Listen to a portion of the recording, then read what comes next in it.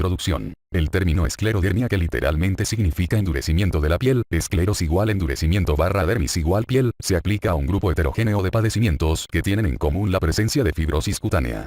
Una variedad es la denominada esclerosis sistémica, tiene distribución mundial, afecta más a la mujer que al hombre en una proporción de 7:1, su edad de inicio es principalmente entre los 30 y 50 años, y tiene incidencia aproximada de 10 a 14 casos por millón de habitantes por año. La esclerodermia puede acompañar a otras enfermedades del tejido conjuntivo, dando lugar a los denominados síndromes de sobreposición, manifestarse en forma incompleta, enfermedad indiferenciada del tejido conjuntivo, o bien formar parte de una entidad bien definida conocida como enfermedad mixta del tejido conjuntivo, en donde además de la esclerodermia, se observan manifestaciones de lupus eritematoso sistémico, LES, artritis reumatoide, polidermatomiositis y síndrome de Sjögren. Etiopatogenia. Al igual que otras enfermedades del tejido conjuntivo con las que comparte características comunes, su etiología se desconoce, y se ha implicado la participación e interacción de factores genéticos, inmunológicos y ambientales. Los factores genéticos juegan un papel importante en el desarrollo de la esclerosis sistémica. Por ejemplo, se ha reportado que esta enfermedad ocurre con mayor frecuencia en familias, 1,6%, que en la población general, 0,26%. Su presencia en un miembro de la familia se considera el factor de riesgo más importante para su desarrollo, y el riesgo relativo de este hecho es de 13. En concordancia con ello, está la elevada frecuencia de esclerosis sistémica observada en los nativos Choctaw de Oklahoma y población que tiene prevalencia de 469 casos por 100.000 habitantes, y en la que se ha identificado un marcador localizado en el cromosoma 15 que codifica el gen de fibrilina 1. Otros estudios han revelado asociación leve entre la presencia de algunos antígenos clase segundo del complejo principal de histocompatibilidad o HLA, MHC, del inglés Major Histocompatibility Complex, HLA, Human Leukocyte Lymphocite Antigens, como HLA-DR2, DR1, DR3, DR5, DQA2 y alelos nulos de C4A con algunos autoanticuerpos característicos de la esclerodermia, el primero de ellos, HLA-DR2, también asociado con la esclerosis sistémica en los nativos de la tribu mencionada. Otros factores genéticos que vale la pena mencionar brevemente son los siguientes. Primero, el estudio genómico extendido realizado en pacientes con esclerosis sistémica de la tribu Choctaw identificó al menos 17 regiones cromosómicas asociadas a la enfermedad. Segundo, el gen que codifica PTPN22, del inglés Protein Tyrosine Phosphatase Non-Receptor Type 22, localizado en el área 13 del cromosoma 1, un P13, específicamente el polimorfismo R620W, se ha asociado a la presencia de autoanticuerpos específicos en los diferentes subgrupos de pacientes con esclerosis sistémica en algunas poblaciones, vide infra. Los linfocitos B participan con la formación de diversos autoanticuerpos, hecho que serológicamente se expresa por la presencia de hipergamaglobulinemia policlonal. Los mecanismos sugeridos en su inducción son fundamentalmente 3. Mimetismo molecular, hiperactividad crónica de los linfocitos B secundaria a alteraciones intrínsecas de los mismos, y expresión aumentada de péptidos autoantigénicos. Los más característicos son los anticuerpos antinucleares, AN, que ocurren en más de 90% de los casos de esclerosis sistémica, particularmente aquellos con especificidad dirigida a topoisomerasa I, antitopo I, o SCL70, esclerodermia 70, anticuerpos antinucleolares, anticuerpos anticentrómero, ACA, del inglés anticentrómere antibodies, anticuerpos anti-RNA polimerasa I, anticuerpos anti-RNA polimerasa I y anticuerpos anti-U3-RNP, anticuerpos anticélulas endoteliales, etc., cuyo papel en la patogénesis de la enfermedad aún no se ha dilucidado de manera satisfactoria. Algunos de estos autoanticuerpos se han detectado con mayor frecuencia en ciertos grupos étnicos, y como ejemplo representativo están los ACEA en caucásicos y antitopo y en afroestadounidenses, hecho que a su vez se ha asociado con algunos alelos de clase segundo del MSH, específicamente los haplotipos HLA, DRB101 y HLA, DQB10501 con ACA, y HLA, DRB111 y HLA DQB10301 con antitopo I, ambos asociados a su vez con el genotipo PTPN22CT/CT antes citado. Mención especial merecen los autoanticuerpos dirigidos contra el receptor PDGF, del inglés Platelet Derived Growth Factor, PDGF, receptor PDGFR, recién identificados en el suero de 46 pacientes con esclerosis sistémica, los cuales aparentemente ejercen un efecto estimulatorio intenso sobre fibroblastos que favorece el desarrollo de fibrosis, motivo por el cual se ha propuesto que desempeñan una función patogénica relevante. Respecto a los agentes ambientales, se destaca que varios productos químicos han mostrado tener la capacidad de inducir cambios histopatológicos y clínicos muy semejantes a los observados en la esclerodermia espontánea, entre ellos sílice, asbesto, bleomicina, L-triptófano, cloruro de polivinilo, etc., y también se ha informado cada vez con mayor frecuencia la fibrosis inducida por medios de contraste utilizados en los estudios de imagen por resonancia magnética, IRM, y tomografía axial computarizada, específicamente gadolinio. Sin que hasta el momento se haya definido su significado, es interesante mencionar que se ha documentado que entre 45 a 65% de las pacientes con esclerosis sistémica tienen persistencia de células y DNA fetal, tanto de sangre periférica como en los tejidos afectados, fenómeno denominado microquimerismo, hecho que ha llevado a generar la hipótesis de que dicho evento puede contribuir al desarrollo de este trastorno, propuesta válida que se fundamenta en que la enfermedad injerto contra huésped es un modelo de esclerosis sistémica. Por último, se menciona que algunas enfermedades metabólicas y de otro tipo también pueden acompañarse de esclerosis cutánea, cuadro 19.1. Patogénicamente, se ha propuesto que la interacción de diversos mecanismos, como vasculopatía, inflamación y autoinmunidad, así como la fibrosis progresiva, son los responsables del daño observado en la esclerosis sistémica. Así, se ha postulado que la lesión inicial quizás sea a nivel del endotelio, daño ocasionado por un agente desconocido. Esta propuesta se fundamenta, entre otros aspectos, en el hecho de que las manifestaciones vasoespásticas típicas de la esclerosis sistémica, fenómeno de Raynaud, y otras alteraciones vasculares, cambios en la capilaroscopia ungueal, telangiectasias, etc., por lo regular preceden o son evidentes meses o años antes de su presentación clínica.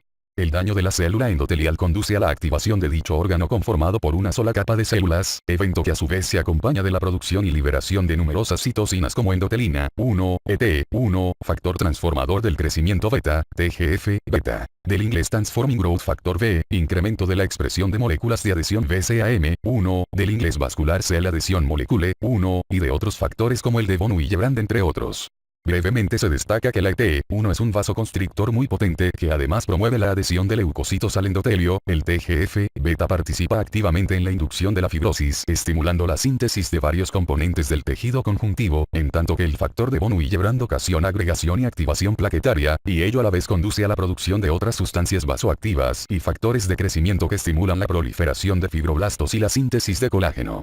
Además, el daño endotelial y de la lámina propia vascular progresivamente ocasiona engrosamiento de la íntima, estrechamiento de la luz e isquemia crónica. Por otra parte, el mismo agente agresor desconocido o los neoantígenos que son liberados durante la lesión vascular debido al estrés oxidativo por hipoxia tisular, se induce una respuesta inflamatoria o autoinmune con activación de linfocitos TCD4 más positivo y monocitos que infiltran los tejidos lesionados, evento que conlleva a su vez la producción de otras citocinas como IL, interleucina, 2, IL-4, IL-6 y factor de necrosis tumoral alfa, TNF-alfa, algunas de las cuales también son capaces o contribuyen a la activación del fibroblasto, y ello al incremento de la fibrosis. Las alteraciones histológicas típicas de la esclerosis sistémica son: depósito excesivo de colágeno, daño microvascular e infiltrado inflamatorio perivascular y difuso de linfocitos activados, cambios que son particularmente prominentes en la piel, pulmones, tracto gastrointestinal, corazón, tendones y ligamentos, etc., y que explican la elevada morbilidad y mortalidad del padecimiento. Respecto a la fibrosis, se destaca que diversos estudios han informado que los fibroblastos de los pacientes con esclerosis sistémica se encuentran en estado de activación permanente, muestran patrones anormales de crecimiento, resistencia a la apoptosis y producen 2 a 3 veces mayor cantidad de colágeno tipo I3 de lo normal, así como aumento de la producción de colágeno tipo 6 a nivel perivascular y tipo 7. Además es capaz de producir citocinas con actividad paracrina y autocrina que estimulan la fibrosis.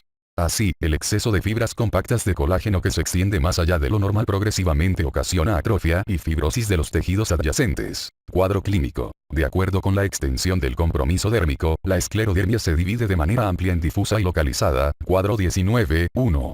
La esclerodermia difusa es una enfermedad generalizada que se caracteriza por fibrosis sistémica y lesiones microvasculares de la piel, vasos sanguíneos y diversos órganos, particularmente pulmones, riñones, corazón y aparato digestivo. Por su parte, la esclerodermia localizada se refiere a la fibrosis confinada a la piel, tejido subcutáneo y en ocasiones músculos, cuya distribución es variable y no afecta a órganos internos. Así, por el grado de afección predominantemente distal, tipo de evolución y buen pronóstico, esta variedad de esclerodermia se conoce como esclerosis sistémica limitada, entre la cuales destaca el denominado síndrome de Crest igual calcinosis, fenómeno de Raynaud, alteraciones esofágicas, esclerodactilia y telangiectasias. El fenómeno de Raynaud es la manifestación inicial en más de 90% de los pacientes, y precede por varios meses o años el desarrollo de los demás síntomas. Anexo primero, lámina 18. Se caracteriza por vasoespasmo de las arteriolas de los dedos de las manos y los pies, desencadenado por la exposición al frío o estrés emocional. Clínicamente, se manifiesta por la secuencia clásica de palidez, cianosis y enrojecimiento, acompañado en ocasiones por parestesias y dolor de los dedos afectados. En casos severos, las crisis pueden complicarse con isquemia y el desarrollo de microinfartos en los pulpejos y aún con gangrena digital, proceso que por lo general evoluciona a autoamputación de la porción más distal. La correlación clínica más temprana de las alteraciones vasculares probablemente sea su demostración a través del examen capilaroscópico del lecho ungueal, cuya imagen de dilataciones vasculares o áreas avasculares son bastante características del padecimiento. El compromiso cutáneo se manifiesta en tres fases: edema, induración y atrofia. La fase edematosa se presenta al mismo tiempo poco después de la aparición del fenómeno de Raynaud. Se inicia en los dedos, que se observan gruesos y edematosos, permaneciendo así varios meses o años hasta que la piel se torna rígida, tensa, indurada, con zonas variables de hipohiperpigmentación, firmemente adherida al tejido subcutáneo, pierde los vellos y se vuelve áspera y seca por afección al tejido glandular. Anexo primero, lámina 19. En los pacientes con esclerosis sistémica el proceso por lo regular avanza desde la porción proximal a la distal, iniciándose en la cara, anexo primero, lámina 20, cuello, tronco, siguiendo hacia las extremidades en un periodo de meses o pocos años, dando lugar a contracturas en flexión por el engrosamiento y rigidez de la piel y la fibrosis de los tendones. Si el tiempo en que ocurre todo este proceso es relativamente corto, de 2 a 3 años, es signo de gravedad y de mayor riesgo de afectar órganos internos. Es frecuente que en la fase edematosa el paciente refiera prurito, lo cual se ha atribuido a la activación de células cebadas y las citocinas liberadas por las mismas.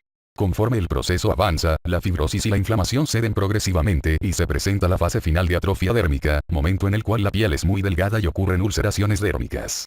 Otras características relevantes son la presencia de telangiectasias, particularmente en manos y cara, así como el depósito en piel y tejido subcutáneo de calcio, calcicosis, que se localiza en diversos territorios, particularmente en manos, figura 19.1, y zonas de presión como las yemas de los dedos, anexo primero, lámina 21, antebrazos, glúteos, etc. Prácticamente todos los pacientes con esclerosis sistémica refieren mialgias y artralgias, y buena parte llega a desarrollar poliartritis semejante a la de la artritis reumatoide. Los arcos de movimiento se encuentran limitados por la fibrosis de la piel, de los tejidos periarticulares y la sinovitis inflamatoria. En ocasiones se palpan frotes al movimiento articular por inflamación, fibrosis de los tendones y tejidos vecinos. Aunque con el tiempo ocurren atrofia muscular y debilidad por desuso, algunos pacientes pueden presentar episodios de miositis moderada a severa, con debilidad muscular y elevación de enzimas. De la afección visceral el compromiso del aparato digestivo ocurre en la mayoría de los pacientes. Así, es frecuente observar trastornos de intensidad variable de la motilidad del esófago y en general de todo el tubo digestivo secundaria a disfunción neuromuscular causada por depósitos de colágeno en la submucosa, proceso que se manifiesta de manera diversa como disfagia progresiva, regurgitaciones, pirosis y dolor retroesternal, síntomas relacionados también con dismotilidad del esfínter gastroesofágico y esofagitis péptica. El estómago se dilata y el vaciamiento gástrico se retarda provocando plenitud abdominal, náuseas y vómito. El intestino delgado se altera con zonas estrechas y otras dilatadas, ocasionando distensión abdominal, cólicos, etc., incluso cuadros de suboclusión intestinal o diarrea severa por proliferación bacteriana a nivel de la segunda porción del duodeno, situación que en ocasiones llega a producir un cuadro típico de síndrome de absorción intestinal deficiente o neumatosis cistoides intestinal, lo cual es de mal pronóstico. Finalmente, el colon y el recto también se afectan. Las alteraciones más características son desarrollo de enfermedad diverticular e incontinencia fecal por daño del esfínter. El compromiso respiratorio ha desplazado al renal como causa de muerte en pacientes con esclerosis sistémica desde el advenimiento de los inhibidores de la enzima convertidora de angiotensina. Por lo general se manifiesta como tos seca y disnea progresiva hasta llegar a insuficiencia respiratoria crónica terminal. En las etapas tempranas se encuentran datos de alveolitis, que poco a poco progresan a fibrosis intersticial difusa. En otros pacientes, la fibrosis y la obliteración de la luz de los vasos llevan al desarrollo de hipertensión arterial pulmonar, complicación generalmente mortal. El aparato cardiovascular se puede afectar en forma secundaria al proceso pulmonar, o bien por la presencia de fibrosis miocárdica, dando lugar a disnea de esfuerzo, palpitaciones, arritmias, bloqueos de conducción, enfermedad de pequeños vasos, miocardiopatía y pericarditis. El compromiso renal grave ocurre casi exclusivamente en la esclerosis sistémica de instalación rápida en los primeros 2 a 4 años. Se caracteriza por hipertensión arterial maligna, misma que puede acompañarse de anemia hemolítica microangiopática y trombocitopenia, progresando rápido a insuficiencia renal. La crisis renal de la esclerosis sistémica es secundaria a la activación del sistema renina-angiotensina, y en ocasiones precipitada por la administración de glucocorticoides por vía sistémica. Antes del advenimiento de los potentes antihipertensivos actuales, la crisis renal por esclerodermia era prácticamente mortal. Otras manifestaciones observadas en los pacientes con esclerosis sistémica son el desarrollo de queratoconjuntivitis zika y xerostomía secundaria a síndrome de Sjögren, fibrosis glandular, neuropatías, p.ej. Neuralgia del trigémino, síndrome del canal del carpo, etc., hipotiroidismo primario y cirrosis biliar primaria. Por último, se menciona que existe un subgrupo de pacientes que presentan alteraciones de la motilidad gastrointestinal alta y no desarrollan alteraciones dérmicas, situación denominada en la literatura como esclerodermia sin esclerodermia. Alteraciones de laboratorio y gabinete. Serológicamente, los AN se encuentran en más de 90% de los pacientes con esclerosis sistémica. Los más frecuentes son los ACA, presentes hasta en 80% de los pacientes con esclerodermia limitada o síndrome de CREST, y en solo 10% de los casos de esclerosis sistémica. En cambio, los anticuerpos antitopo y antinucleolares son altamente específicos de la enfermedad, pero tienen menor sensibilidad, ya que solo ocurren en 20 a 40% de los casos. Como se ha mencionado, recientemente se ha informado que hasta 100% de los pacientes con este trastorno tiene anticuerpos dirigidos contra el receptor PDGF, marcador cuya disponibilidad está restringida a algunos centros de investigación. Otras alteraciones de laboratorio y gabinete son inespecíficas, reflejo del proceso inflamatorio crónico y de las complicaciones en los diferentes órganos y sistemas. Por otro lado, dado el compromiso generalizado en la esclerosis sistémica, el paciente debe evaluarse de manera individual, dependiendo de las manifestaciones clínicas presentes, todo ello para documentar la presencia o no de daño, y poder normar la conducta terapéutica más apropiada. Diagnóstico. El diagnóstico de esclerodermia se establece con base en los hallazgos clínicos ya mencionados, como la presencia de fenómeno de Raynaud y los cambios típicos de endurecimiento de la piel, ya sea con o sin compromiso visceral, los cuales son característicos de la enfermedad. La biopsia de piel de los sitios afectados por lo general ayuda a confirmar el diagnóstico.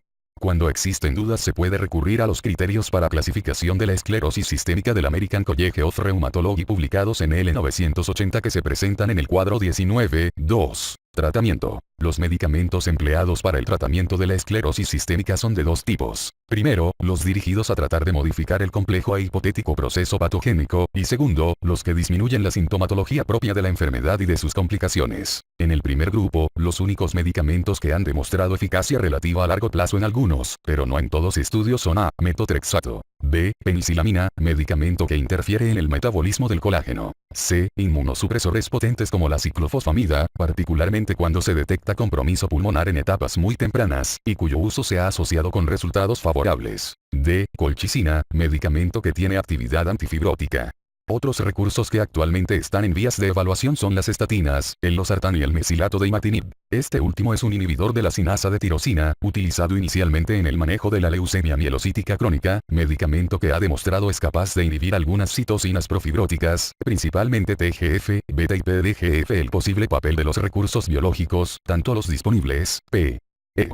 Antagonistas del TNF, alfa, alefacept, basiliximab, efalizumab, etc., como los que se están desarrollando contra blancos específicos identificados en el proceso patogénico, incluyendo el trasplante autólogo de médula ósea, dejan abierta la posibilidad de mejorar en el futuro no lejano el pronóstico sombrío que actualmente tiene buena parte de los pacientes con esclerosis sistémica. En el segundo grupo están los bloqueadores del calcio como el nifedipino, que son de gran utilidad para el tratamiento del fenómeno de Raynaud. Los procinéticos, inhibidores H2, antiácidos, etc., para las manifestaciones digestivas altas. Antibióticos para infecciones agregadas. Inhibidores de la SEA para la hipertensión arterial y compromiso renal. Los derivados de prostaciclina para el manejo de la hipertensión pulmonar y otras alteraciones vasculopáticas, y así sucesivamente para cada manifestación en lo particular, se debe considerar que son pocos los síntomas factibles de mejoría importante. Mención especial merecen los inhibidores del receptor de endotelina, 1 y los inhibidores de la fosfodiesterasa, cuyo prototipo son el bosentan y el sildenafil, respectivamente, medicamentos con los cuales se han informado resultados alentadores para el manejo de la hipertensión pulmonar moderada a severa, así como para la resolución de las úlceras isquémicas y del manejo del fenómeno de Raynaud severo.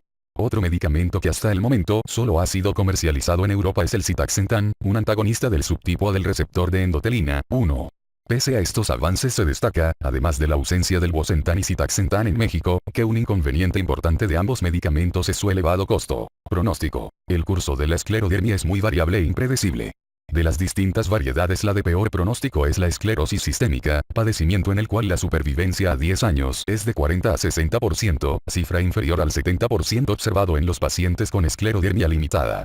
De todos los órganos afectados, los de peor pronóstico son el compromiso pulmonar y las crisis renales, por lo que se recomienda la evaluación periódica y estrecha de ambos a fin de establecer de la manera más oportuna el tratamiento que proceda.